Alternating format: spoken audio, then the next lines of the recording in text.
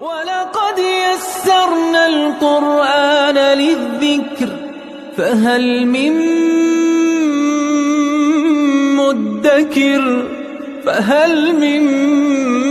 مُدَّكِرٍ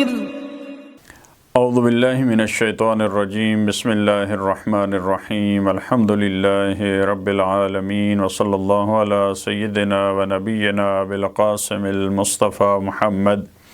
وعلى آلہ الطیبین الطاہرین المعصومین اما بعد اعوذ باللہ من الشیطان الرجیم ہا انتم ہؤلاء جادلتم عنہم فی الحیاة الدنیا فمن يجادل الله عنهم يوم القيامة أم من يكون عليهم وكيلا صدق اللہ العلی العظیم۔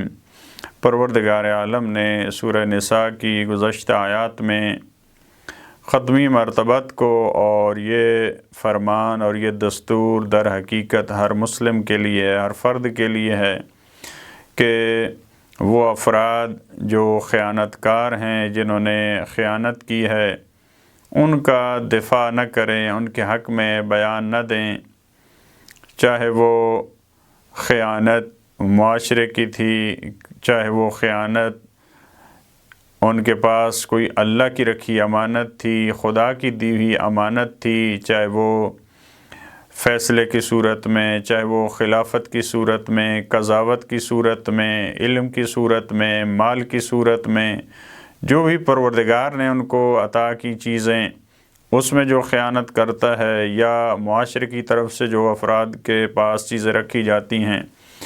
اگر اس امانت میں کوئی خیانت کرتا ہے تو فرمایا کہ آپ دفاع نہ کریں، ان کے حق میں فیصلہ نہ دیں۔ اب اس آیت میں، آیت نمبر 109 میں فرمایا پروردگار عالم نے اگر بالفرض اس دنیا کی زندگی میں آپ ان کا دفاع کرتے ہیں، آپ ان کے حق میں گواہی دے دیتے ہیں، آپ ان کے حق میں بیان دے دیتے ہیں، فرمایا آخرت میں ان کے حق میں کون گواہی دے گا؟ یہ سمجھایا کہ اگر آپ باز نہیں آتے اس دنیا کے مرحلے میں، ایک خائن ہے لیکن آپ کہتے ہیں کہ یہ امین ہے، یہ امانت دار ہے، آپ اس کی جان بچا لیتے ہیں، اس کے حق میں فیصلہ آ جاتا ہے، تو قیامت میں اس کے امور کو کون سنبھالے گا؟ وہاں اس کے حق میں، یعنی تم اگر دنیا کے چند ایام اور چند دن اس کے بچاؤ کے لیے قدم اٹھاتے ہو اور جھوٹ بولتے ہو، اپنی زندگی جو ہے اس کو داؤ پہ لگاتے ہو اور ظاہری طور پہ تمہیں فائدہ ملتا ہے، تو آخرت میں کون اس کا دفاع کرے گا؟ لہذا فرمایا ہا انتم ہؤلاء جادلتم عنہم فی الحیاۃ الدنیا،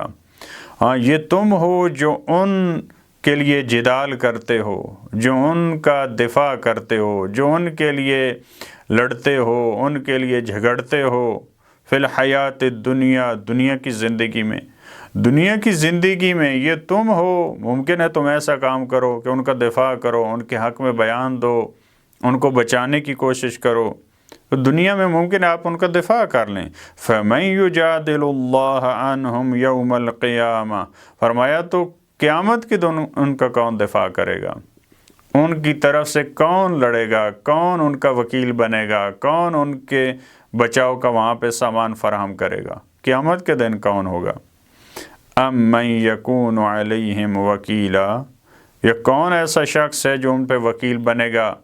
یہاں پہ تو آپ وکیل بنا لیتے ہیں، جو آپ کے امور کا ذمہ دار ہوتا ہے، آپ کی طرف سے بولتا ہے، آپ کا دفاع کرتا ہے۔ بعض دفعہ آپ نے غلطی کی ہوتی ہے لیکن آپ کو بری ذمہ قرار دینے کی کوشش کرتا ہے، یہاں وہ جدل کرتا ہے، جدال کرتا ہے، اس قسم کی غلط بحثیں کرتا ہے تاکہ آپ کو بچا سکے۔ لیکن فرمایا قیامت کے دن کون بچائے گا؟ اس وکیل کو وہاں بولنے کی اجازت نہیں ملے گی، یہ تو وہاں پہ تمہیں وہاں بولنے کی اجازت نہیں ملے گی، تمہارے اعضاء و جوارح بولیں گے تمہارے خلاف، لہٰذا وہاں پہ کون وکیل بنے گا؟ وہاں تمہارے امور کا کفیل کون بنے گا؟ ضامر اور متکفل کون ہوگا؟ وہاں پہ تمہیں کوئی نہیں ملے گا۔ کیا ان کے لیے وہاں پہ کوئی وکیل ہے؟ وہاں پہ کوئی ایسا نہیں ہے۔ وَمَن يَعْمَلْ سُوءًا أَوْ يَظْلِمْ نَفْسَهُ، پھر فرمایا کہ جو شخص برائی انجام دیتا ہے، اور یظلم نفسہ، یہاں پہ دو لفظ استعمال کیے ہیں، سو اور یظلم نفسہ، دو طرح کے احتمالات ہیں، سو یا ممکن ہے گناہ صغیرہ مراد ہو، اور یظلم نفس اس سے مراد نفس پہ ظلم کرنا گناہ کبیرہ مراد ہو، یعنی دونوں قسم کے گناہ۔ یا جو فرمایا وَمَن يَعْمَلْ سُوءًا، جو دوسروں کے حق میں انسان خیانت کرتا ہے اور ظلم کرتا ہے اس کے لیے سو کی تعبیر ہو، یظلم نفس جو اس کے اپنے نفس پہ ظلم ہوتا ہے، تو دونوں یہاں پہ احتمالات موجود ہیں۔ جو شخص برا کام کرتا ہے، جو شخص اپنے نفس پہ ظلم کرتا ہے، ثم یستغفر اللہ، پھر وہ اللہ سے استغفار طلب کرتا ہے، وہ طلب توبہ کرتا ہے، یجد اللہ غفور الرحیم، وہ اللہ کو غفور الرحیم پائے گا۔ پروردگار عالم نے ان افراد کو جو خائن ہیں، جو خیانت کرتے ہیں، جو اپنے نفس پہ ظلم کرتے ہیں، پروردگار عالم نے ان کو کبھی مایوس نہیں کیا۔ لہٰذا ان کو امید دلانے کے لیے پہلے ان کو ان کی مذمت کی، یہاں پہ جو ان کا دفاع کرنے والے ہیں ان کی مذمت کی، قیامت میں ان کو کون نجات دلائے گا، وہاں ان کا وکیل کون بنے گا۔ اب متوجہ کیا کہ اگر کوئی اپنے نفس پہ ظلم کرتا ہے لیکن توبہ کرتا ہے تو پروردگار عالم کی بارگاہ میں یہ راستہ کھلا ہے، پروردگار عالم اس کو معاف فرما دیتا ہے۔ لہٰذا جب استغفار کرتا ہے تو اللہ کو غفور الرحیم پائے گا۔ پھر اس کے بعد والیات میں وَمَن يَكْسِبْ إِثْمًا فَإِنَّمَا يَكْسِبُهُ عَلَى نَفْسِهِ، اور جو اثم کو، گناہ کو جو کسب کرتا ہے، جو ارادے سے کرتا ہے، جو اس کو کماتا ہے، معمولاً یہ کسب کمائی کے لیے استعمال ہوتا ہے، جو انسان پیسے کماتا ہے، جو تجارت کرتا ہے اس کے لیے، لیکن یہاں پہ اثم کے لیے پروردگار عالم نے کسب کا لفظ، یعنی جو اپنے اختیار سے انجام دیتا ہے جو اثم کو، اور اثم ایسا گناہ ہوتا ہے جو اس کی زندگی میں اس کا اثر جو باقی رہتا ہے اور اس کو بہت ساری جو خیر اور نیکیاں اس سے محروم کر دیتا ہے۔ وَمَن يَكْسِبْ إِثْمًا، اور جو کوئی انسان گناہ کرتا ہے فَإِنَّمَا يَكْسِبُهُ عَلَى نَفْسِهِ، تو وہ اپنے خلاف وہ گناہ کرتا ہے، یعنی جو انسان گناہ کرتا ہے وہ اپنا نقصان کرتا ہے، وہ کسی اور کا نقصان نہیں کرتا۔ لہٰذا اثم سے مراد بعض نے کہا کہ ایسے گناہ ہے جو انسان کی اپنا جو اس میں نقصان ہوتا ہے، جیسے انسان شراب پیتا ہے یا اور ایسا کام کرتا ہے جو اس کی ذات تک محدود ہوتے ہیں، اس کا اثر دوسرے تک نہیں پہنچتا، اس کی اپنی جو معنویات کی زندگی ہے، خدا تک پہنچنے کی زندگی ہے، اس میں مشکلات پیش آتی ہیں،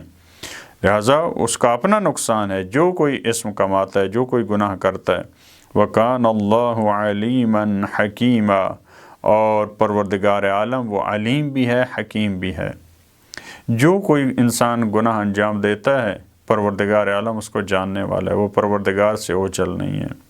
اور حکیم ہے پروردگار عالم۔ یہ کہ اس گناہ میں انسان کا اپنا نقصان ہے، وہ یہ کہ وہ گناہ انسان کو کن چیزوں سے محروم کر دیتا ہے، پروردگار نے اس گناہ کو کس وجہ سے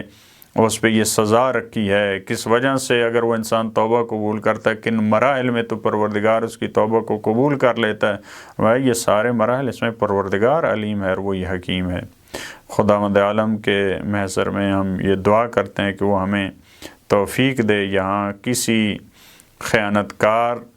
کا ہم دفاع نہ کریں، اس کے حق میں بیان نہ دیں، اور اگر ہم سے کوئی خطا اور غلطی اور اثم سرزد ہوتا ہے تو ہم پروردگار عالم کے محضر میں جھک جائیں، اور وہ یقیناً غفور الرحیم ہے اور وہ ہمیں معاف فرما دیتا ہے۔ اللہم صلی علی محمد و آل محمد۔